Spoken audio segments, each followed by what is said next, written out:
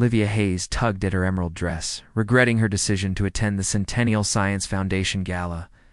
Her colleague Patricia had begged for support, then immediately abandoned her to schmooze with board members. Now Olivia stood alone among Seattle's elite, clutching champagne and plotting her escape to the museum's artifact halls. She was edging toward the Mesopotamian exhibit when a man stepped into her path. Tall, with auburn hair and gray eyes, he wore an expensive black suit and an expression of polite desperation. "I need your help," he said quietly. "Would you pretend to be here with me?" "Just for an hour." Olivia stared at him. "Excuse me? I know this is strange." Glanced behind him, where two older women watched with predatory interest. "Those ladies keep cornering me with matchmaking attempts. I'm not ready for that, but they won't accept no. If they think I'm with someone, maybe they'll stop." Something genuine in his discomfort made her nod. "Okay. What do I do?" Relief washed over his face. "Just stay near me and talk. That's all." He offered his arm. "I'm Derek Ashford." Olivia Hayes. She took his arm, feeling warmth through the fabric as he guided her toward windows overlooking Elliott Bay. City lights sparkled across the dark water. "Thank you for this," Derek said. "You looked like you wanted to escape too," Olivia laughed. "That obvious? I was about to hide in the Sumerian collection, a woman after my own heart." A smile transformed his whole face. "What do you do when not avoiding parties?" "I'm an archivist here. I work with the Ancient Astronomy Collection, cataloging how early civilizations understood the stars." She relaxed, talking about her passion. "It's not glamorous, but I love being surrounded by objects that connected people to the cosmos." Derek listened with rare intensity, genuinely engaged. "Do you have a favorite piece?" "A Babylonian tablet mapping lunar eclipses. Over 2,000 years old, with astonishingly precise mathematics." Her face lit up. "When I'm having a hard day, I look at it and remember humans have always tried to understand our place in the universe."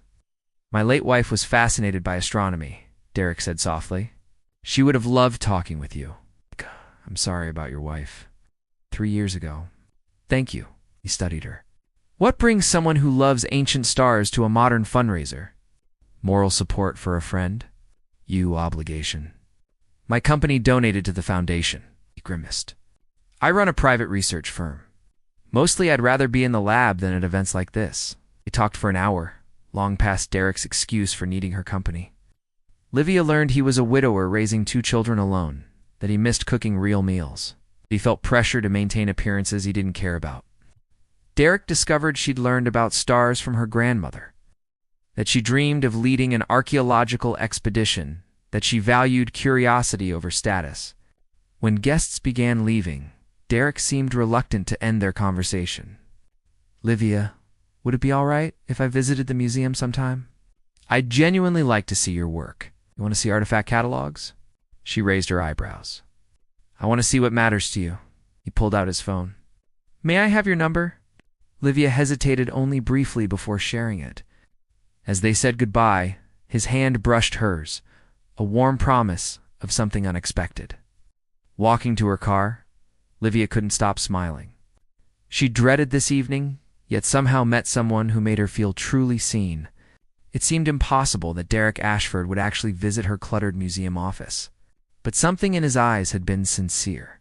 3 days later, Derek appeared at the museum's research wing, looking nervous, but genuinely happy to be there. Derek became a regular visitor to the museum, appearing during lunch breaks or quiet afternoons. He'd find Livia in her cluttered office surrounded by ancient star charts, bringing coffee and genuine curiosity about her work. She showed him clay tablets and astrolabes, explaining how ancient peoples navigated by stars. He listened like every word mattered. Their friendship deepened quickly. Derek shared stories about his research firm's work in advanced materials, though he always seemed careful about details. Livia noticed how he'd changed subjects when she asked too many questions, but his warmth felt too genuine to doubt. One Saturday, Derek arrived with a teenage boy beside him. Tall and quiet with Derek's gray eyes, the boy hung back shyly. "Livia, this is my son Marcus," Derek said. "Marcus, Miss Hayes works with ancient astronomy. I thought you might find it interesting for your science project." Marcus was reserved but brightened when Livia showed him celestial navigation instruments. She explained how sailors once crossed oceans using only stars, and the boy asked surprisingly sophisticated questions about astronomical mathematics. Derek watched them interact with visible relief. Over coffee in the museum cafe, Marcus excused himself to sketch an astrolabe design. Derek reached across the table, his hand covering Livia's.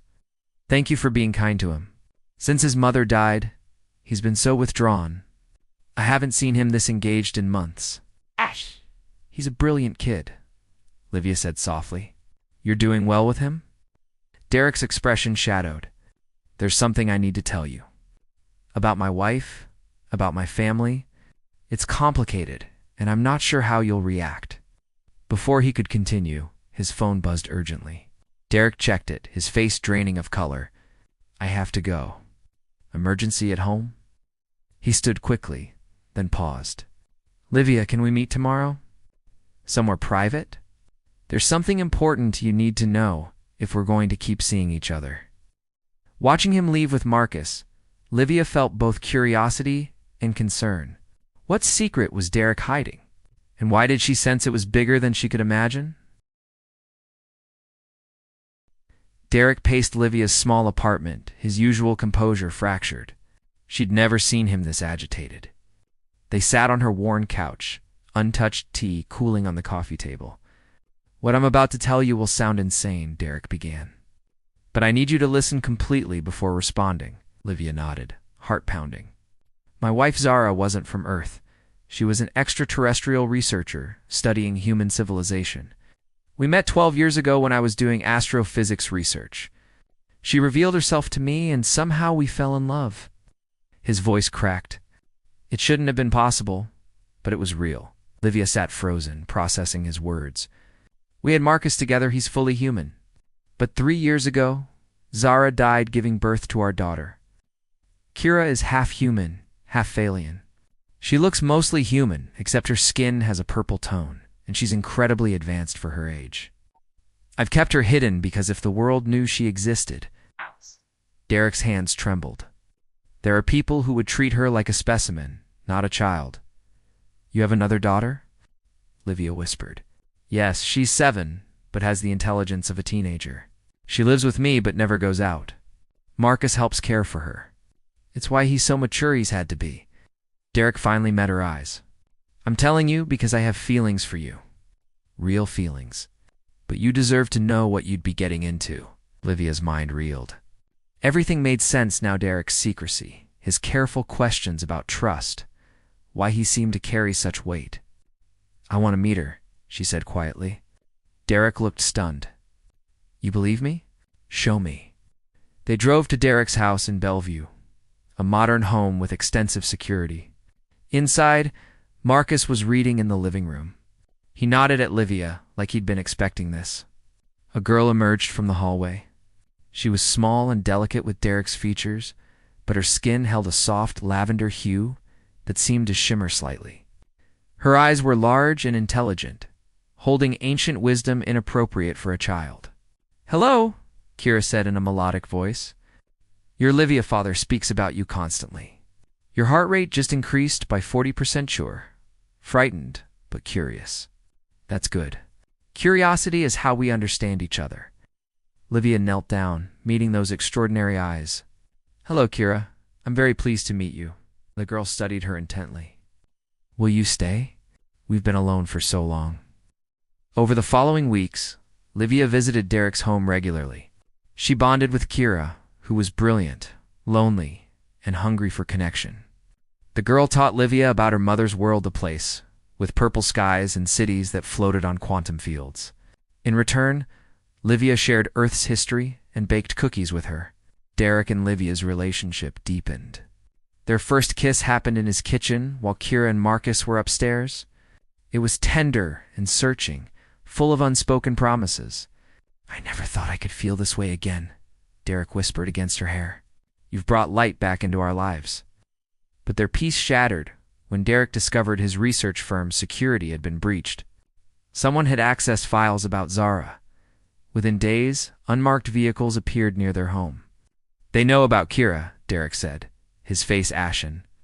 A military contractor found Zara's genetic samples from my old research. They're coming for her. Livia didn't hesitate. Then we leave. Tonight. Derek grabbed her hands. Livia, if you help us, you'll be complicit. You could lose everything, your job, your normal life. Are you sure? She thought of Kira's laugh, Marcus's gradual opening up, Derek's gentle strength. This unconventional family had become hers. I'm sure. Where do we go? Derek had a plan to secure property in rural Montana, completely off-grid, owned through untraceable channels. They packed essentials and fled at midnight. As they drove through darkness, Kira asleep in the back seat, Derek reached for Livia's hand. I love you, he said simply. I know it's fast, but I do. You chose us when you could have walked away. I love you too, Livia replied. All of you. We're family now, in the rearview mirror. Marcus smiled slightly, the first real smile she'd seen from him. Montana's landscape stretched endlessly under vast skies. Derek's property sat in a valley surrounded by mountains, solar-powered and invisible to satellites. It was isolated but beautiful, exactly what they needed. They settled into new rhythms.